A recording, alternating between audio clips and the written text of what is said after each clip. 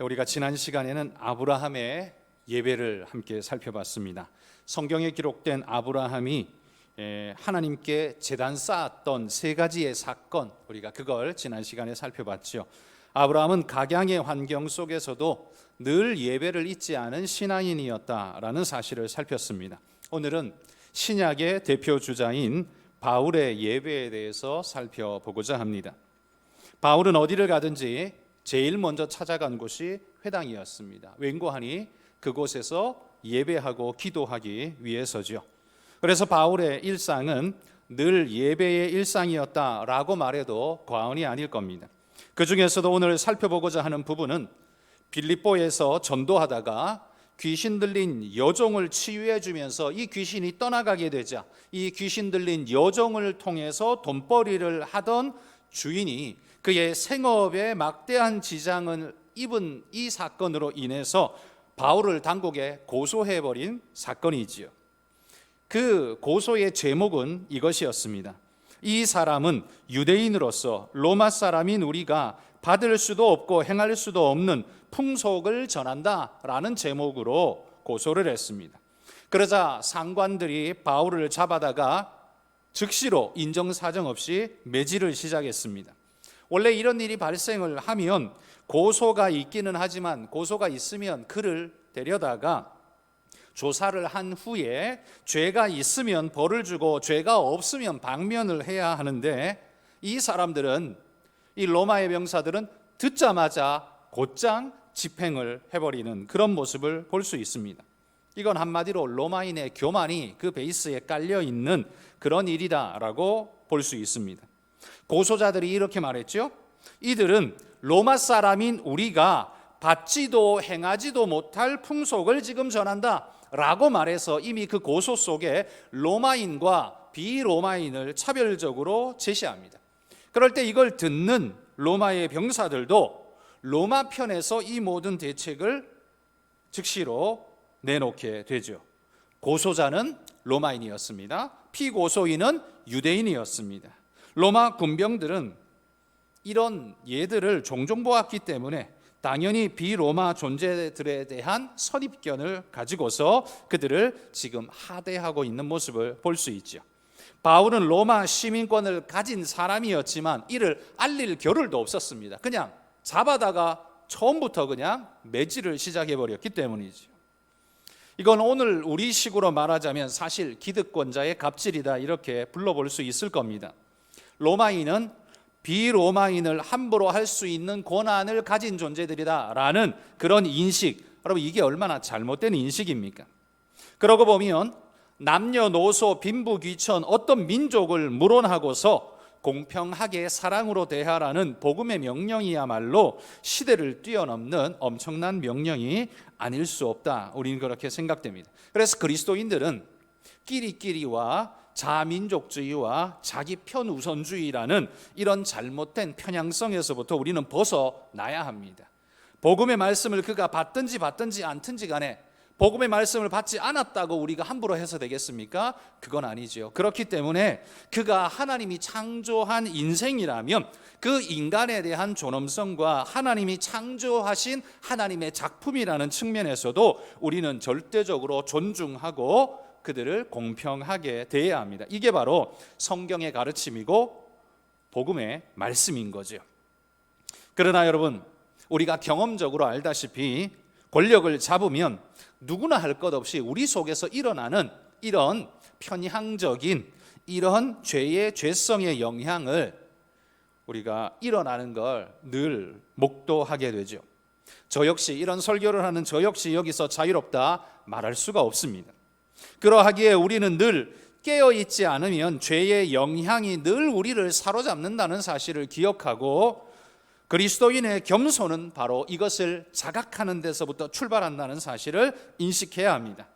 자격과 소유를 주장하기보다 우리가 늘 죄성의 영향 아래에 도전받고 있는 존재라는 그 각성이 우리 안에 먼저 있다면 우리는 이런 함부로의 행동을 지양하고 하나님 앞에 겸손을 지향해가는 그런 존재가 될 수 있으리라 믿습니다.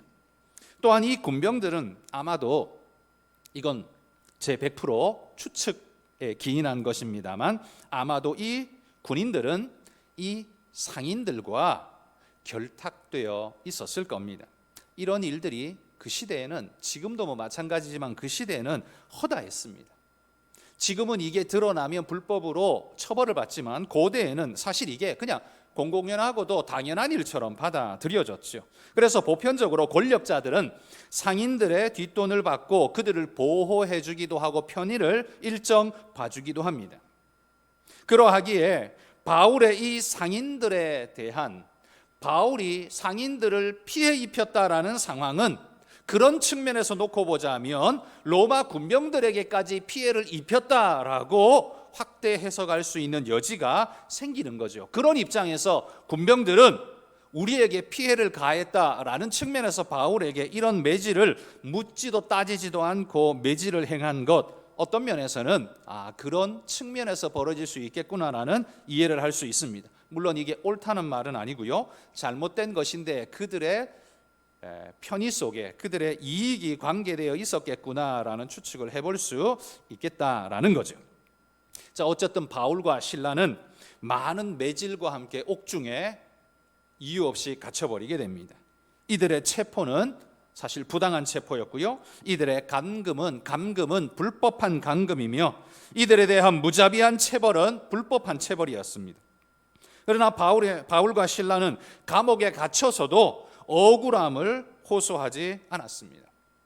자신이 로마 시민권자임을 강하게 주장을 했다면, 매맞는 중에도 소리 질렀더라면 그는 매맞지 않을 수 있었을 겁니다. 그런데 바울은 그걸 끝까지 함구하고 있었습니다. 왜일까요? 어쨌든 바울과 실라는 감옥에서 이 모든 고통을 다 그냥 감내하면서 자기가 로마 시민권자라는 사실은 그냥 감춘 채로 고통을 감내하고 있었습니다. 그러면서 뭘 했습니까? 오늘 본문에 보면 그들이 둘이서 함께 찬양하며 예배한 모습이 기록되어져 있습니다. 사실 이 말도 안 되는 부당한 상황 속에서 다른 무엇이 아닌 그들이 행한 첫 번째는 나는 로마 사람이다, 이게 사실은 자기의 피해를 최소화할 수 있는 방법일 텐데 바울은 그걸 주장한 게 아니라요, 제일 먼저 한 게 뭐냐? 예배드렸다라는 사실이 우리에게 굉장히 도전을 줍니다.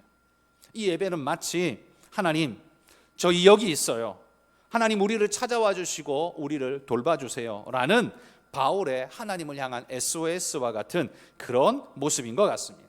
상인들은 로마 군병들에게 자신의 도움을 구했습니다. 그리고 바울을 감옥에 집어넣어 버린 거지요. 그러나 바울은 하나님께 예배라는 방식으로 도움을 구하면서 지금 하나님을 찾고 있습니다. 이 바울의 예배의 특징, 그의 옥중 예배의 특징은 가당치 않은 곳에서, 가당치 않은 상황에서라도 하나님께 제일 먼저 예배하고자 하는 그의 모습을 우리가 볼 수 있다라는 거죠. 여러분, 우리가 당하는 모든 불법하고 부당하고 잘못되고 어떤 것들을 다 해결하고 난 다음에야 하나님께 예배할 기회가 주어지는, 그게 아닙니다. 오늘 바울을 보십시오. 불법 부당함이 그냥 있음에도 불구하고 제일 먼저 한 것 예배였다라는 겁니다. 그러면서 그는 이 모든 상황을 하나님께 내어 맡기는 것을 늘 잊지 않고 1번으로 행했다라는 거죠. 오늘 이 시대에 불법 부당한 일 당하는 것을 이 시대의 가장 치욕스러운 일로 여기는 오늘 이 시대 모든 사람들, 여러분, 그리스도인들은 물론 그런 치욕스러운 불법 부당한 일을 당해서 되는 존재가 아니지만, 그러나 우리의 중심 주장은 뭐야 하느냐? 그건 내게 정당한 대가보다 우선되게 하나님 앞에 예배하고 하나님을 먼저 찾는 하나님 중심적인 모습을 어떤 상황에서도 보일 수 있는 그런 믿음의 분들이 되실 수 있기를 주의 이름으로 축복합니다. 또 한편 생각해 보자면요, 우리가 감옥에 갇히게 되면 어떤 생각을 합니까? 아마 저 같으면, 제가 바울의 상황이라면 아마 이런 생각을 할 것 같아요. 왜 내가 여기 갇혀야 하는가? 저들의 잘못? 그래, 저들은 몰라서 그렇고 저 로마인들은 저 교만해서 그렇고, 그런데 하나님은 왜 내게 이런 일을 허락하셨는가라는 이런 원망과 탄식이 우리 마음에 들지 않습니까? 불법 부당한 일을 만나게 될 때 그 상황에 대해서 우리가 불평하기도 하지만 그 상황에 짓눌리게 될 때 그 다음에 우리 마음에 드는 건 이 상황을 방치하시는 하나님께 그 불평의 화살이 돌아가게 된다라는 거죠. 하나님을 위해 나는 정당하게 행했고 열정을 불사르며 내 모든 것을 쏟아부었는데 왜 내가 이 매질을 당하고 감옥에 갇혀야 하는가? 여러분, 이게 지금 옥중에 있는 바울에게는 생길 수 있는 의문이었다라는 거죠. 여러분, 이런 의문은 전도자에게 있어서 사실 그리스도인에게 가장 위험한 독소가 됩니다. 전도자가 사역을 언제 포기합니까? 여러분, 목사와 선교사가 사역을 언제 포기할까요? 일이 너무 많아 힘들어 이럴 때 포기할까요? 그럴 때 포기하지 않습니다. 그건 당연한 걸로 알고 그냥 인내하고 참고 갑니다. 근데 언제 무너지냐 하면 내가 왜 여기 있어야 하지? 라는 의문에 사로잡히면 그때부터 내 기초석이 흔들리면서 스르르 손에 힘이 풀리고 내려놓게 됩니다. 내가 왜 여기 있어야 하지? 내가 뭐 때문에 이걸 해야 하지? 라는 자기의 정체성과 자기의 사명감에 대한 의문이 들기 시작할 때 그때 사역자는 무너진다라는 거죠. 그런 의미에서 이런 의혹이 전도자에게는 가장 위협적인 독소가 됩니다. 사실 지금까지의 상황만 놓고 본다면 바울이 여기 들어올 이유가 전혀 없죠. 이 여인을 해방시킨 것도요, 그것도 당연히 의롭게 해야 할 일이었고 이 포주가 이 여인을 사로잡고 돈벌이 하는 것 자체가 불법이었기 때문에 거기서 해방시켜준 바울은 벌을 받아야 할 사람이 아니라 상을 받아야 할 사람이지요. 그럼에도 불구하고 지금 이런 고난과 고초를 겪어야 하는 이 불법 부당한 일을 당해야 하는 이유가 뭐냐? 이유가 알 길이 없죠. 여러분, 이 모든 것이 부당하고 불법해 보이기만 할 뿐입니다. 그러나 그 이유는요, 어디 있느냐 하면 바울이 과거에 하나님께 뭘 잘못했나? 하나님 마음을 좀 섭섭하게 해드렸나? 하나님이 하라고 했는데 안 한 게 있나? 여러분, 그런 바울의 과거의 이유가 있는 게 아니라 미래의 이유가 있는 겁니다. 바울이 뭘 잘못해서 어려움을 지금 겪고 있는 게 아니라 하나님의 역사를 위해 특공대가 되어서 선제적 조치로 하나님께서 바울을 쑥 하면서 세상 속에 밀어 넣으신 거라는 말입니다.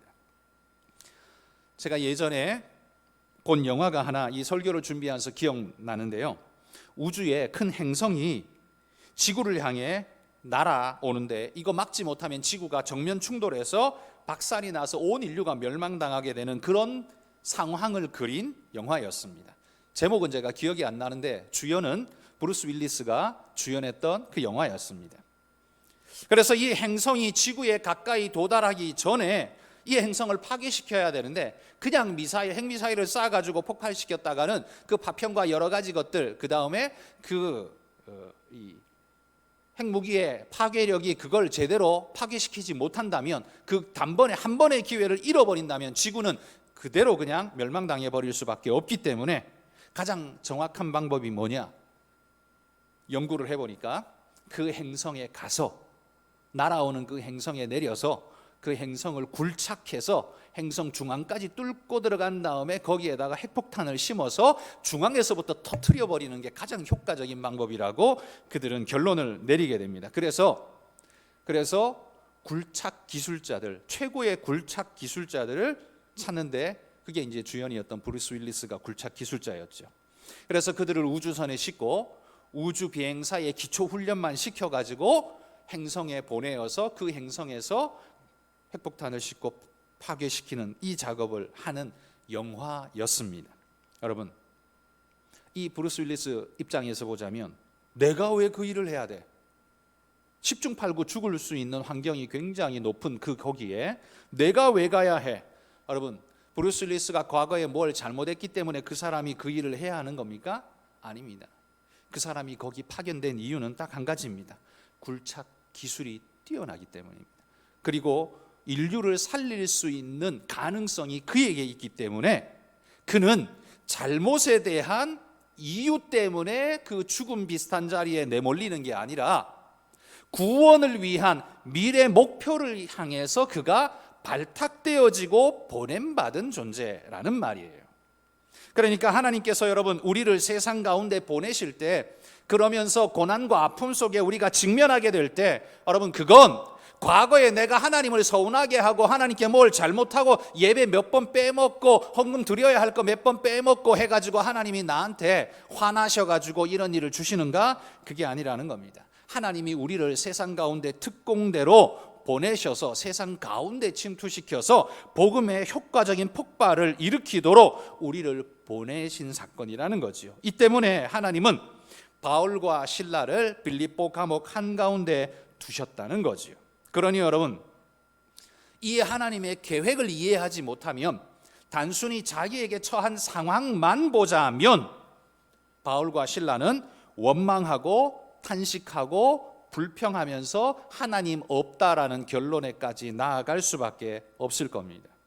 이 이유를 알지 못하고 현실을 직면하게 될 때, 이때 우리는 늘 습관적으로 100이면 100 다 그 이유를 과거에서 찾는다는 거죠. 하나님, 내가 뭘 잘못했습니까? 내가 하나님 앞에 안 한 게 뭡니까? 내가 하나님 거 빼먹은 게 뭐가 있습니까? 하나님이 시켰는데 내가 안 한 게 뭐가 있습니까? 늘 우리는 오늘 현실에 주어진 하나님의 미션 앞에 우리는 그 이유를 늘 과거에서 찾는다는 거죠. 물론 과거 때문에 하나님이 우리를 질책하시는 경우가 있습니다. 없는 건 아닙니다. 있습니다. 그러나 그 내 앞에 일어난 모든 일들이 다 100% 과거 때문에 일어난 일인 것은 아니라는 말이에요. 그런데 아무리 생각해봐도 거기 답이 없는 것 같아요. 그러면 어떻습니까? 우리 심령이 터질 것 같죠. 그게 바로 욥기의 상태입니다. 욥과 그 친구들이 공방전을 벌이는 게 바로 그 내용이지 않습니까? 욥의 친구들이 이렇게 말합니다. 야, 네가 기억 못해서 그런 거지, 분명히 네가 하나님께 뭘 잘못했고 그것에 대해서 하나님이 지금 널 책망하시는 거야. 그러니 너는 회개부터 하고 하나님 앞에 뭘 잘못했는가를 찾고 먼저 하나님 앞에 엎드려. 그게 네가 해야 할 일이지. 이게 욥의 친구들의 말이었습니다. 그런데 욥은 이렇게 말합니다. 그래, 내가 잘못했다면 100번 그렇게 해야지. 그런데 나는 아무리 생각해봐도 하나님 앞에 내가 그렇게 잘못한 게 없는 것 같아. 나는 늘 작은 것 하나라도 하나님의 뜻대로 하려고 몸부림쳤고 나는 그렇게 살아왔어. 내가 아무리 생각해봐도 하나님 앞에 내가 그런 적은 없는데 도대체 무엇 때문일까? 이게 욥의 권고였습니다.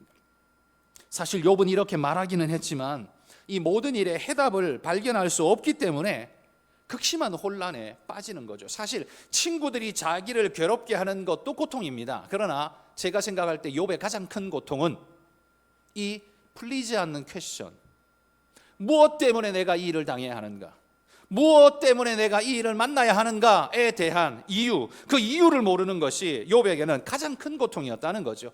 몸에 수없이 일어난 그 모든 피부병이나 질병, 그것도 고통이고, 자식이 죽어버리고 재산이 다 날아간 것, 그것도 극심한 고통이고, 그러나 그것보다 더 큰 고통은 해결할 수 없는, 해답을 얻을 수 없는 오늘의 현실에 대한 이 질문에 대한 대답 없음이 가장 큰 고통이었다는 거죠. 여러분, 욥기가 42장이나 진행됩니다. 42장이나 되는 그 긴 시간 동안 계속해서 논박이 진행되는 건 그만큼 욥의 혼란이 크다는 걸 반증하는 것이죠. 그러나 욥의 고난은요, 과거의 이유가 있었던 것이 아닙니다. 그것의 이유가 미래에 있다는 것을 이해하지 못했기 때문에 그 극심한 혼란 속에 고통에 빠져든 것이죠. 여러분, 무신론자들이 이런 상황에 빠졌다면 이 무신론자들에게는 미래의 이유란 건 사실 존재하지 않습니다. 왜냐하면 미래의 이유란 건 그걸 계획하고 그렇게 되도록 인도하고 그렇게 끌고 갈 수 있는 신적 존재가 있어야만 그 미래의 이유란 게 가능하고, 신이 없는데 그건 불가능하죠. 그래서 해석은 안 되는데 신은 없고 그 사이에서 그들이 내릴 수 있는 해답은 우연이라는 단어밖에 없습니다. 거기에다 그냥 우연이라는 방에다가 해석 안 되는 모든 걸 다 집어넣는 수밖에는 무신론자에겐 답이 없다는 거지요. 그러하기에 늘 그들은 자기에게 주어진 모든 일의 이유를 과거와 혹은 가깝게 현재에서만 이유를 찾을 뿐입니다. 이런 이들에게 바울이 당한 오늘 이 모든 일들은 그 자체로 불법, 부당, 불합리일 뿐입니다. 나는 이렇게 잘못한 것도 없고 저들이 나한테 이렇게 할 이유도 없을 뿐더러 하나님이 이걸 허락했다는 것 자체가 도무지 이해할 수 없다, 이런 상황이 되는 거죠. 그러나 여러분, 신자들에게는 어떨까요? 신자들에게는 이 모든 것을 계획하시고 또 그쪽으로 이끌고 가시며 그것을 이루게 하시는 하나님이 계시기 때문에, 그걸 믿기 때문에 이유가 꼭 내가 뭘 잘못해서 내가 꼭 그 벌받아야 할 일이 있기 때문에 그 과거에만 이유가 있는 게 아니라 그 하나님의 계획 때문에 내가 오늘 여기 있을 수 있다라는 미래의 이유를 우리는 가진다는 거죠. 불신자들은 미래의 이유가 없어요. 우연에다가 자기를 맡길 수 없으니 미래의 이유가 없습니다. 그러나 신자들은 미래의 이유가 있습니다. 왜? 미래를 계획하고 끌고 가시며 성취시키는 하나님이 존재하기 때문에, 계시기 때문에 우리에게는 그 이유가 분명히 있다는 거예요. 미래를 위해서 오늘 이해가 되지 않지만 어떤 일을 우리에게 하나님이 일으키실 수 있다는 거예요. 그렇기 때문에 이 이유는 사실 좀 더 정확히 말하면 이유라기보다는 목적이라고 말하는 게 훨씬 더 이해하기 쉽죠. 여러분, 어떤 일이 발생한 건 어떤 이유의 결과물일 수도 있지만, 그럴 때도 있지만 어떤 목적의 시작점일 수 있다는 것도 그리스도인들은 반드시 기억하셔야 합니다. 우리가 하나님의 살아계심과 그분의 전지전능하심을 믿는다면 오늘 우리에게 일어난 일이 과거의 어떤 일 때문에 인과응보로 내게 주어졌다, 이런 것들도 있을 수 있지만 이게 전부는 아니라는 거예요. 과거의 이유가 있는 게 아니라 미래 목적의 이유가 있다면 우리가 당한 이 고통과 아픔과 어려움은 탄식하며 절망하며 받아들여야 할 게 아니라 힘을 내며 소망을 가지고 뛰어들어야 할 일이 된다는 겁니다. 그러므로 신자는 불신자와 달리 세상을 이해하는 해석의 폭이 훨씬 넓어야 합니다. 그래서 그리스도인과 비그리스도인의 차이는 바로 이런 인식론의 차이가 어마어마하게 그의 인생의 차이를 만들어 낸다는 말이에요. 여러분, 우리에게는 미래가 열려 있고 해석의 여지가 있습니다. 왜? 하나님이 그걸 끌고 가시기 때문이에요. 바울과 실라가 옥에 갇혀야 하는 이유는 과거에 있는 것이 아닙니다. 그러므로 그들이 옥중에서 드리는 예배도 과거를 향하지 않습니다. 어떤 이유에서인지 아직은 잘 모르지만 그들은 하나님을 신뢰하는 믿음으로 미래를 하나님께 맡기며 예배를 드렸습니다. 이해되지 않는 오늘이라 할지라도 하나님에게는 반드시 이유가 있으며 그것은 때때로 과거가 아닌 미래 목적의 이유를 두고서 내게 무언가 주실 수 있다는 걸 우리가 인정한다면 오늘의 고통을 이유 없어 보일지라도 감사함으로 받을 수 있는 믿음이 우리 안에 생길 것입니다. 따라서 여러분, 우리 성도 여러분, 혹시 성도님들께 이해되지 않는 어떤 일이 발생했다면, 그래서 그것 때문에 지금도 몹시 속 끓이고 계시다면 그 이유가 여러분의 과거에만 있는 게 아니라 미래에도 있다는 것, 하나님이 어떤 목적을 가지고 나를 지금 이렇게 끌고 가고 있다는 걸 믿으시면서 오늘도 그 예배에 집중하실 수 있기를 소망합니다. 앞이 보이지 않는 예배처럼 막막하고 답답한 것이 없습니다. 그러나 하나님께서 내 앞길을 열어가고 계시고 내 손을 이끌고 계시다라는 걸 믿는다면, 지금 내가 이유도 모르겠고 방향도 모르겠고 답답해 죽겠는데 하나님이 그걸 끌고 가고 계시다는 걸 믿는다면, 여러분, 우리가 눈을 감은들 어떻습니까? 그게 지금 좀 막막한들 어떻습니까? 하나님께서 열어가실 것이기 때문에 우리는 그 믿음으로 그분께 맡길 수 있는 것입니다. 그러므로 지금은 답답하지만 우리의 미래는 하나님이 반드시 밝은 미래로 열어내실 줄 믿습니다. 오늘 우리가 읽은 이 본문은요, 바울과 실라가 옥중에서 예배 드린 것까지만 제가 읽었지만 사실 그 이후로까지가 다 본문 이야기죠. 그 뒤로는 어떤 이야기가 나오냐 하면 미래를 맡긴 이들에게 다가오는 하나님의 숨겨진 계획이 하나씩 그 거풀이 벗겨지는 것을 보게 됩니다. 여러분 심령이 오늘 무엇 때문에 답답하십니까? 여러분 기다려 보십시오. 하나님의 역사하실 때까지 기다려 보십시오. 바울이 애매히 얻어맞고 매질당하고 착고에 채워서 옥에 갇혔지만 잠잠히 하나님 앞에 예배하며 기다렸더니만요, 하나님이 바나나 껍질 벗기듯이 하나씩 하나씩 벗겨주고 계십니다. 바울과 실라가 가장 순수한 예배를 드리자 어떤 일이 발생합니까? 26절에 보시면 갑자기 큰 지진이 일어나면서 옥터가 흔들리고 문이 깨어지면서 열어젖혀지고 사람들의 손발을 묶었던 착고가 깨져서 풀려버렸습니다. 그러자 간수가 놀라서 옥을 찾아와 봅니다. 그렇죠? 밖에 있다가 옥터가 흔들리고 난리가 나니 옥이 괜찮은가 와보니까 옥문이 다 깨지고 다 열려버렸어요. 이런 경우 어떻습니까? 죄수들은 가만히 거기 있을 리가 없습니다. 다 살기 위해서 도망가는 것이 당연한 일입니다. 그런데 로마의 법은요, 간수가 죄수를 지키다가 죄수를 놓쳐버리게 될 경우 죄수의 몸값을 그가 지불해야 합니다. 목숨으로 갚아야 한다는 거죠. 그러니 지금 죽음이 그에게 다가온 거죠. 가장 비참하고 불명예스러운 일, 죽는 것도 억울한데요, 죄수를 놓쳐서 네 일을 다 못해서 불명예스럽게 죽게 된 일이 정말 고통스러운 거죠. 차라리 죄수가 도망가는 걸 붙잡고 싸우다가 이 죄수에 의해서 맞아서 죽었다면, 칼에 찔려 죽었다면 그래도 공의를 행하다가 죽임을 당했으니 명예라도 남아있지요. 어차피 이래 죽으나 저래 죽으나 똑같다면 명예를 지키면서 죽는 게 훨씬 낫지 않습니까? 어차피 죽는다면 그걸 택해야 할 겁니다. 그런데 지금 이렇게 내가 죄수 놓쳐가지고 그것 때문에 로마에 칼을 받아서 죽게 될 지경이라면 이거야말로 죽음뿐만 아니라 불명예가 오고 그 불명예를 가족들도 다 뒤집어 써야 하는 고통이 오는 거지요. 그래서 이 간수는 뭘 택합니까? 27절에 보면 자결을 택합니다. 자결은 누가 본 사람이 없으면 죄수가 죽였는지 자기가 죽었는지 모르죠. 그러면 대부분 죄수 막다가 이렇게 죽었구나 라고 생각하게 될 겁니다. 그러면 적어도 불명예는 당하지 않을 수 있을 겁니다. 그런데 이렇게 자결하려고 할 때 있을 수 없는 일이 일어나죠. 옥중 깊은 곳에서요, 한 소리가 터져 나옵니다. 네 몸을 상하게 하지 말라, 우리가 다 여기 있노라 라고 말합니다. 여러분, 이건 일반적인 상황에 놓고 보자면 이건 기적이 발생한 거죠.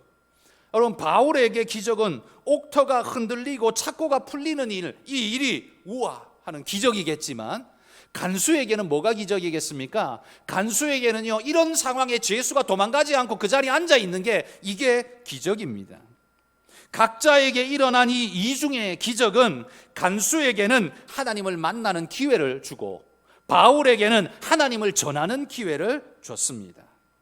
바울이 자신의 생명을 목적 삼았다면 착고가 풀리고 옥문이 열렸을 때 도망갔겠죠. 그러나 바울은 불법을 당할지라도 불법을 행하지는 않았습니다. 그래서 하나님께서 기적의 역사를 그에게 일으켜 주셨다는 거죠. 29절에 보십시오. 간수가 이 소리를 듣고 놀라서 불을 달라 하여 옥중 깊은 곳으로 가보니 바울과 실라가요, 그냥 거기 앉아 있는 겁니다.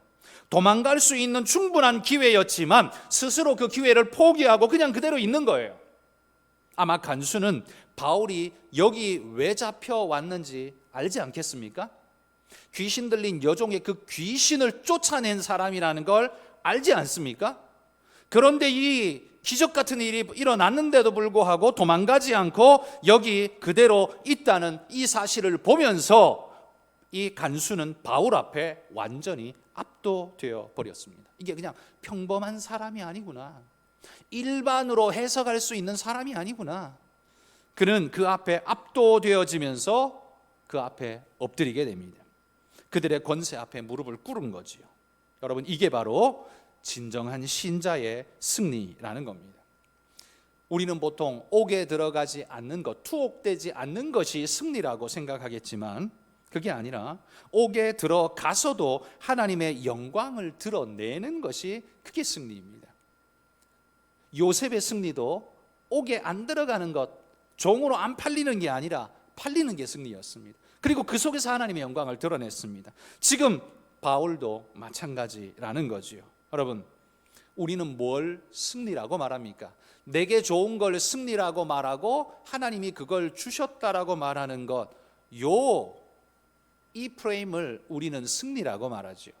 하나님이 진짜 요걸 원할까요? 요건 늘 기초가 뭐예요? 나한테 잘 되는 것, 요게 기초예요. 그리고 거기다가 하나님 찬양이라는 걸 그냥 포장을 씌운 거예요. 이게 진짜 승리는 아닙니다. 진짜 승리는 나한테 좋은 것이든 좋지 않은 일이든 그게 아니라, 그걸 선택하는 게 아니라 그 모든 곳에서 하나님의 영광이 드러나는 것, 그게 바로 진정한 승리라는 겁니다. 그러므로 여러분, 그리스도인은 나의 승리를 기도하는 자가 아니라 하나님의 승리를 꿈꾸는 자가 진짜 그리스도인이라는 사실, 그리고 그게 우리의 기도 제목이라는 사실을 늘 잊지 말아야 합니다. 우리는 인간이기 때문에 삶의 평안과 삶의 승리를 하나님께 기도합니다. 우리 자식이 잘 되기를 바라고, 대학 합격하기를 바라고, 내가 취직할 수 있기를 바라고, 승진하기를 바라고, 여러분 그 기도 하셔도 됩니다. 그 우리가 해야 할 기도 제목 맞습니다. 그러나 그 승리가 하나님의 승리라고 끼워 맞추지는 맙시다. 승진했는데 하나님의 영광 아니라 예배 버리고 신앙 버리고 그 승진한 자리를 지키기 위해서 발버둥 치고 있다면 그 승진은 실패죠. 영적 실패인 겁니다. 그러니까 여러분, 내가 잘 되는 것이 승리인지 아닌지는 모를 일이에요. 대학 합격한 게 승리인지 아닌지는 모를 일인 거예요. 그걸 승리라고 단정 지을 수가 없는 거예요. 언제 말할 수 있어요? 하나님의 영광이 드러나는 그 순간 우리는 그걸 승리라고 말할 수 있다는 말이에요. 그래서 간수가 묻습니다. 30절에 보면, 선생들이여, 내가 어떻게 하여야 구원을 받으리이까? 이 육신적 세상에 갇혀 살던 간수가 영적 세계에 대한 눈을 뜨기 시작한 겁니다. 육신적으로는 이 간수는 죄인들을 가두는 자였지만 사실 영적으로는 그 세상에 갇힌 존재로 살아간 것이 자기 자신이었다는 걸 지금 이 상황 속에서 이제야 발견하는 겁니다. 지금까지 그걸 모르고 있었을 뿐입니다. 그런데 바울이라는 영적 사람을 만나자, 이 영적인 사람을 만나자 자신의 현실이 자각되어진 거죠. 갇혀있는 자신이 어떻게 구원받을 수 있는지 영적인 눈이, 그 필요가 이제서야 절감되어지기 시작한 겁니다. 그러니 여러분, 이게 얼마나 위대한 발견입니까?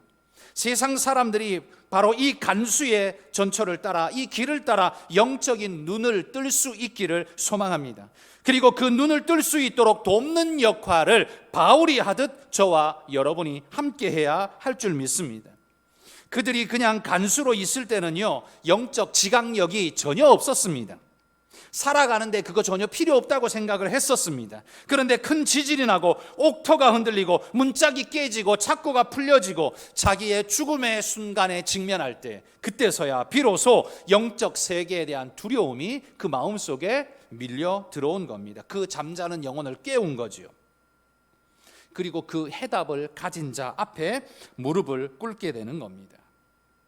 보십시오 여러분, 우리 인생은요, 영적 두려움 앞에 직면할 때에야 비로소 겸손해지고 잠자던 영혼이 흔들림을 얻습니다. 잘 나갈 때, 잘 될 때, 이럴 때는요, 목이 곧고 뻣뻣해서 어떻게도 말씀이 씨도 먹히지 않습니다. 그런데 이 죽음 앞에, 두려움 앞에 놓일 때, 영적 실체 앞에 직면할 때, 그때서야 비로소 그의 영혼이 흔들림을 받는다는 거죠. 이때가 바로 영적 생명을 얻을 절호의 기회입니다.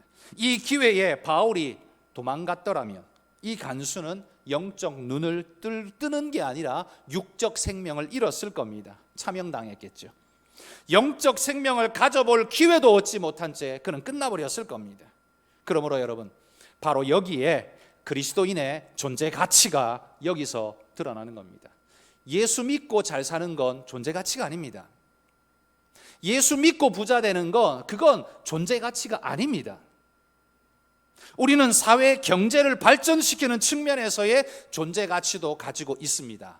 대한민국 국민으로서의 가치를 가지고 있습니다. 그리스도인도 가지고 있어요. 그러나 그건 영적 사람이 아니라 육적 사람에게도 충분히 할 수 있는 일이고 일어나는 일입니다. 그러나 영적 잠든 자를 깨워내는 일은 오직 영적인 사람만이 가능한 일입니다. 돈 잘 버는 자, 학식이 높은 자, 덕망이 높은 자, 이 모든 자들은 육의 존재일 뿐입니다. 이들은 영의 생명을 깨워낼 수 없습니다. 오직 영적 생명이 충만한 자만이 잠든 영혼을 깨워낼 수 있는 겁니다. 이를 위해서 저와 여러분이 부름받았다는 사실을 기억하십시오. 우리가 세상에서 잘 나가고 돈 잘 벌기 위해서 기도하려고 여기 있는 게 아닙니다. 내 자식이 다치지 않고 무탈하게 살도록 기도하려고 여기 있는 게 아니라는 말입니다. 그게 그리스도인의 존재 이유가 아니라는 말이에요. 그러므로 여러분, 하나님께서 옥토를 흔들며 잠든 영혼을 흔들어 깨우실 때 우리는 두려워할 게 아니라 이때가 바로 그물 던질 때구나 라는 사실을 알고 믿음의 눈을 크게 뜰 수 있기를 소망합니다. 어려움에 처할수록 영적인 기회의 문은 열린다는 사실을 기억하십시오. 코로나가 기승을 부릴수록 두려움이 사람들의 마음을 잡을수록 그들의 입술에서 터져나는 말이 뭐겠습니까? 선생들이여, 내가 어떻게 하여야 구원을 얻으리이까? 그들이 문제 앞에 직면하기 전에는 영적인 질문을 던져본 적이 없는 사람입니다. 그런데 이 문제 앞에 서고서야 비로소 영적인 문제를 던지고 있습니다. 그러니 여러분, 이 흔들어 놓은 하나님의 기적은 축복의 시간이었다라는 거죠. 혼란스럽지만 축복의 시간이었습니다. 그때 우리는 분명히 바울처럼 외쳐야 할 것입니다. 주 예수를 믿으라. 그리하면 너와 내 집이 구원을 얻으리라. 여러분, 바울의 이 사건, 이 놀라운 사건이 이뤄진 이후에 어떻게 되는지 잘 아시죠? 간수가 바울을 데려다가 집에 데려다가 씻기고 먹이고 바울의 말을 듣고 세례를 받고 믿음의 사람으로 거듭납니다. 그리고 그 다음에 어떻게 합니까? 바울이 이제서야 자신이 로마 사람인데 합법적 재판도 거치지 않고 매질을 당한 이 부당한 일에 대해서 로마의 그 지도자에게 항거하지요. 그러자 상관이 벌벌벌 떱니다. 왜냐하면 로마 사람은 함부로 그렇게 체벌하거나 함부로 해서는 안 되거든요. 합법적 재판을 거친 이후에야 할 수 있거든요. 그런데 함부로 그 일을 했어요. 그런데다가 그 상관은 돈으로 로마 시민권을 샀대요. 그때 바울이 뭐라 그랬어요? 나는 나면서부터다. 누가 더 오리지널입니까? 바울이 오리지널이지요. 그러니 이 사람이 더 벌벌벌 떨 수밖에 없는 겁니다. 그러니까 제발 함구해 주십시오. 이 말은 누구에도 하지 말아 주시고 내가 너무너무 잘못했으니까 제발 조용히 떠나 주십시오 라고 빌기까지 합니다. 바울은 루디아의 집에 가서 믿음의 형제들에게 이 사실을 보고하고 믿음의 굳건히 붙어 있을 것을 당부하고는 선교 여행을 계속 떠나게 되죠. 바울의 이 큰 빅뉴스 그리고 빅사건은 이후에 빌립보 교회가, 그 교회가 튼실하게 자라나는 커다란 자양분이 되었습니다. 이렇게 성장한 빌립보 교회는 바울이 세운 교회 중에요 손꼽히는 건강한 교회가 되었습니다. 바울이 어디를 가든지 그를 도우며 물질적 선교 후원자로서의 역할을 충실히 감당한 게 바로 이 빌립보 교회였습니다. 여러분, 오늘 말씀을 정리합니다. 정리하면서 제가 세 가지로 정리해 드립니다. 첫 번째, 온전한 예배는 100만 군사보다 강하다는 사실을 기억하십시오. 우리는 그냥 아무것도 아닌 예배를 한번 드리고 마는 정도가 아니라 100만 군사보다 강한 예배를 하나님께 드리는 겁니다. 바울이 빌립보 감옥에서 나오고자 했다면 물리적으로 어떻게 해야 될까요? 로마 군대를 상대해야 했을 겁니다. 그 백부장, 백인대를 상대해야 했을 것이며 탈출을 했다고 할지라도 천인대에서 몰려와서 그를 잡으려고 했겠죠.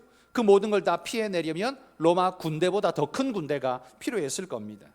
이게 가능한 일입니까? 그러나 여러분, 온전한 예배는 100만 군사보다 강하다는 사실을 오늘 보여주고 있습니다.